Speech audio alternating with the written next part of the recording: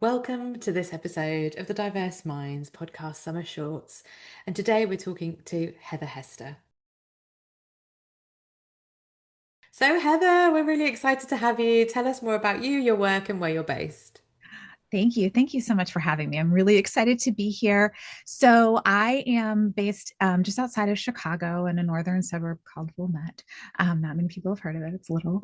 But essentially what I do in the world is I work with and support and encourage and empower parents and allies of the LGBTQ plus community. Amazing. And I can see we talked about your book in the background, Parenting with Pride. So, Yeah. I'd love for you to say more about that, how the book came into being, and how it's impacting people. Absolutely. Yeah. So I kind of as a background, I've always been a writer. So even before I started all of this work, I was doing all different types of writing, freelance writing, blogging, all of that good stuff. And so it was a natural way for me to process a lot of things. I'm one of those like crazy journalers. If something's going on, I go to my journal. And I think that comes from the way I grew up. Like that was the way I processed a lot of things as a child was through my diaries as we had in those days.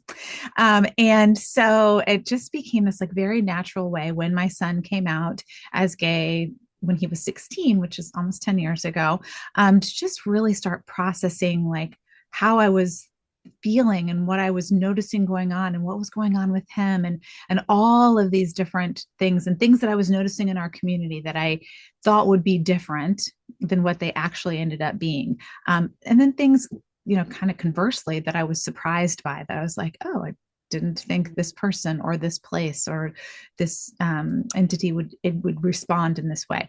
So I captured all of this, and after a couple of years, I'd gone from doing we had like a first like 18 months of him coming out was really filled with a lot of stuff.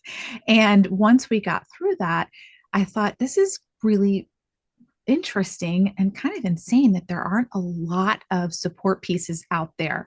And so I started a website and I used it really as a place to like put all of these great resources that we had found and people we had talked to, and I started putting some of my writing in there, and people responded to it, which I was like, oh, okay, like this actually is something people like other people are benefiting from. And which is when I started my podcast, which was, late 2019. So right before the pandemic. And again, people really responded. And it was like a great way for me to really put this information, like as I was learning more and more and processing and meeting all of these amazing people that I was interviewing, great place to have it. So I met somebody interviewing one day who was like, you need to have a book. And I was like, funny that you say that. I have all of this stuff written, right? It just needs to be organized. And so I again got very, very lucky. This person introduced me to their publisher. Their publisher liked what I put out, what I gave them in a pitch, and published Parenting with Pride. And so this book is essentially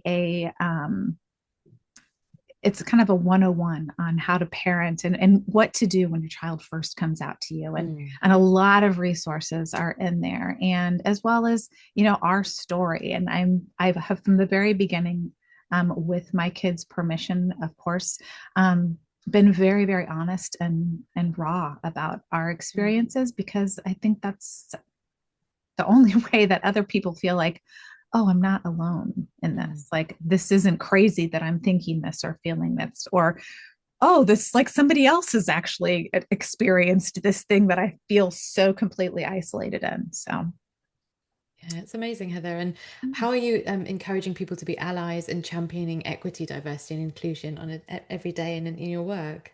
every day. Oh my goodness. In so many different ways. And I think that, I'm sure that you find this too in your work, that people feel like they need to do some big grand gesture to be an ally. And it feels hard, or it feels like, oh, I just don't have time. And it's not that at all. There's so many different things. So my answer to people is always, what do you like to do? what is your, your thing that you do well in the world? Is it writing? Is it talking to other people? Are you an attorney? Are you a doctor? Are you some kind of profession that you can offer, or that you can be a voice and really begin to see where being an ally, and it's not just excuse me, it's not just being an ally for the LGBTQ community. Of course, that's who I speak for, but being an ally is an ally for any marginalized community. Mm. And so, a community that you don't belong to, right? You can be an ally for that community. And so it is, it can be as easy as, you know, kindly correcting somebody if they use a wrong, word or say something in a way that shouldn't be said. It can be as easy as writing a letter to your politicians, which I know people think doesn't matter, but it does. It really, really does. And we're seeing that right now in the United States, like that these grassroots things actually Mm. really work. And you can see that in kind of some of the smaller races where really interesting candidates are coming up. So I would just say, what do you do well? Mm. Yeah. That is the best way for you to be an ally, because that's something you already feel comfortable with, right? So it's not like this huge gigantic step of this all feels so big and I can't do anything about it. Yeah, thank you for saying that. And also, navigating political climates for many of us are challenging in many contexts, particularly in the global north right now. So, again, I don't know if there's anything you want to add about how you're navigating spaces at the moment.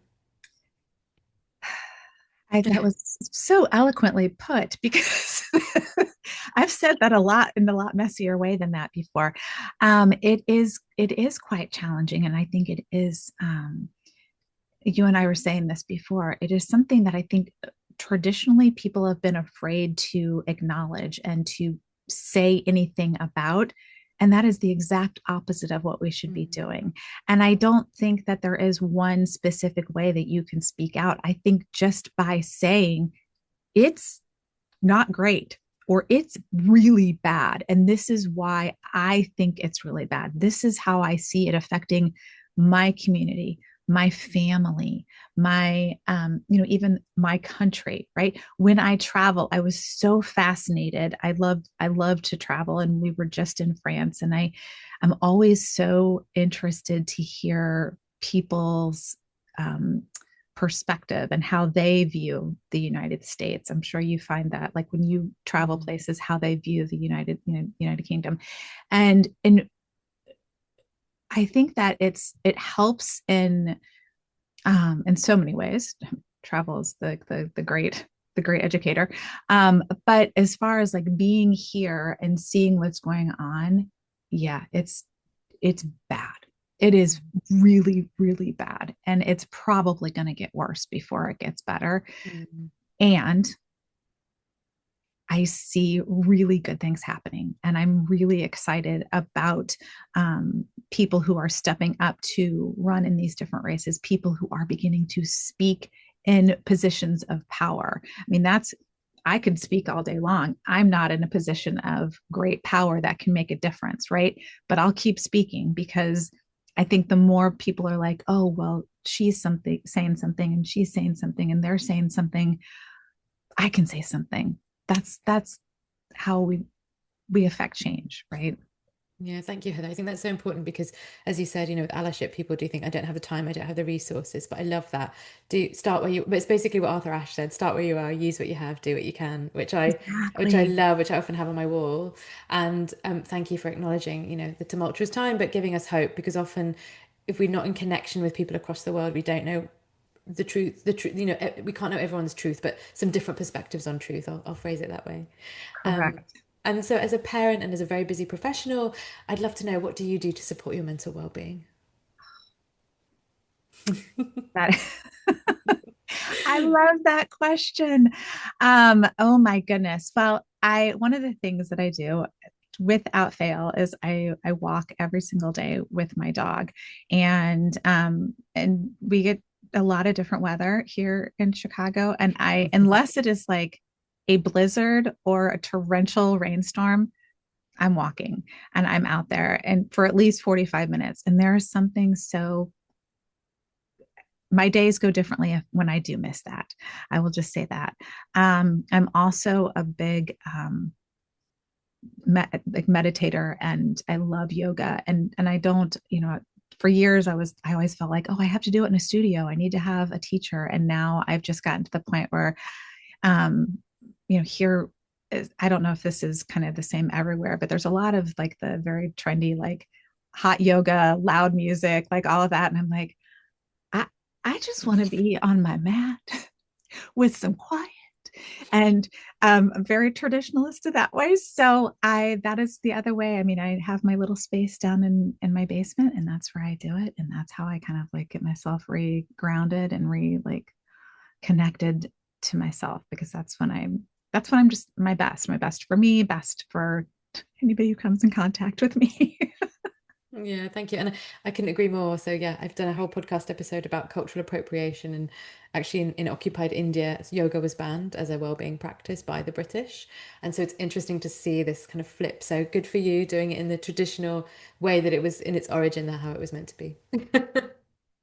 So Of course. thank you so much, Heather. And if people want to find out more about you and your work, how should they get hold of you? The best way to find me is by going to heatherhester.net. Everything is there. My book, my podcast, my coaching, all the information about what I do in the world is there. So, and you can directly reach me through the website as well. Amazing. Thank you so much, Heather, for your time and your insights. We've loved having you on the show. Thank you so much for having me. It's been so much fun.